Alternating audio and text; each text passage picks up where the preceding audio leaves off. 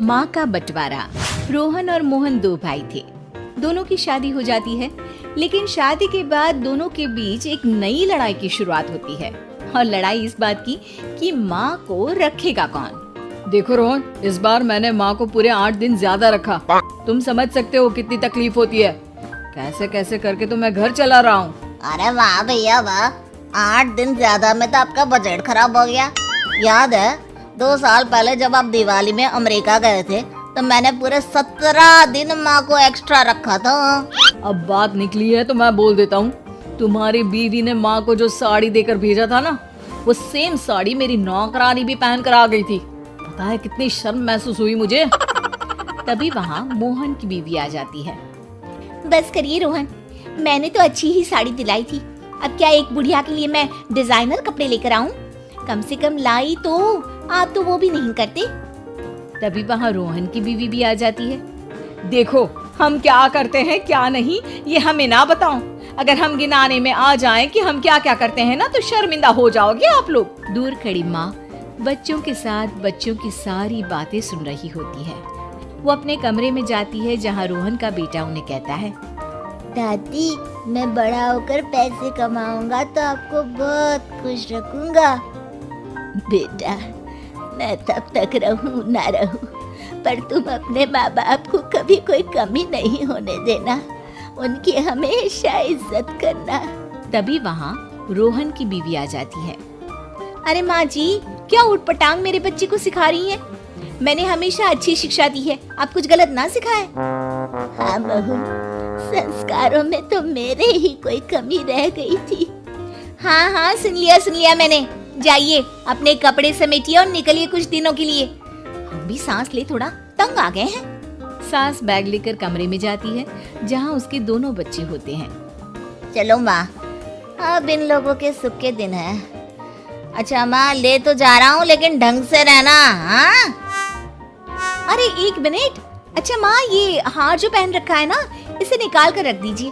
अरे माना कि आपका है लेकिन महंगा है, कहीं वहीं ना छोड़ आइएगा। भाभी, ये हार माँ को पापा ने दिया था। मरने से पहले तो वो ये हार निकालेंगी नहीं, तो हार का ख्वाब तो आप छोड़ ही दे। ये बोलकर वो लोग वहाँ से निकल जाते हैं। देखो मुझे तो तुम मेरे मायके ही उतार दो, मैं तो इस बुढ़िया के साथ रहने से रही। अरे ये क्या बोल रही हो? माँ सुन रही है ना। सुन रही है तो सुने ना, डर नहीं पड़ा मुझे किसी का। अरे बेटा जरा साइड में रोक ले, मैं सामने मंदिर दिख रहा है ना, वहाँ भगवान को हाथ जोड़कर आती हूँ। मोहन गाड़ी रोक देता है। माँ उतर जाती है। धीरे धीरे चलते हुए वो उन दोनों से काफी दूर निकल जाती है। काफी देर तक माँ वापस नहीं आती तो मोहन उन्हें ढूंढने उतर जाता है। अब ये माँ कहाँ चली गई? अरे पता भी है कि अभी दूर जाना है, लेकिन अपने सिवा किसी और के बारे में सोचती नहीं। मोहन कार से उतरता है, लेकिन उसे कहीं भी माँ दिखाई नहीं देती। अरे माँ कहीं नहीं दिख रही, पता नहीं कहाँ चली गई। अच्छा है ना, तो जाने दो ना, लेट हो रहा है और मुझे नींद भी आ रही है, घर चलो बस। दोनों वहाँ से चले जाते हैं। 2 महीने बाद रोहन मोहन के घर आता है। मोहन, आज माँ को लेने आया हूँ। मैं नहीं चाहता था कि एक भी दिन लेट हो और तू मुझ पर माँ को रखने का एहसान दिखाए। अब लेकिन माँ मेरे पास नहीं है। माँ नहीं है मतलब? वो तो मेरे पास भी नहीं है। कहाँ गई माँ? वाह, कभी माँ की चिंता की? 2 महीने से तो एक फोन भी नहीं किया, आज माँ की टेंशन दिखा रहे हैं आप। मोहन रोहन को सारी बात बता देता है। दोनों भाई साथ बैठ जाते हैं। चलो जो हुआ अच्छा ही हुआ, कम से कम हम शांति से तो जिएंगे। हाँ, अफसोस तो बस उस हार का रह जाएगा जो वो साथ ले गई। उधर माँ शांति से एक वृद्धाश्रम के बेंच में बैठी होती है। गले में हार नहीं होता क्योंकि उसी को बेचकर वृद्धाश्रम का किराया दिया होता है।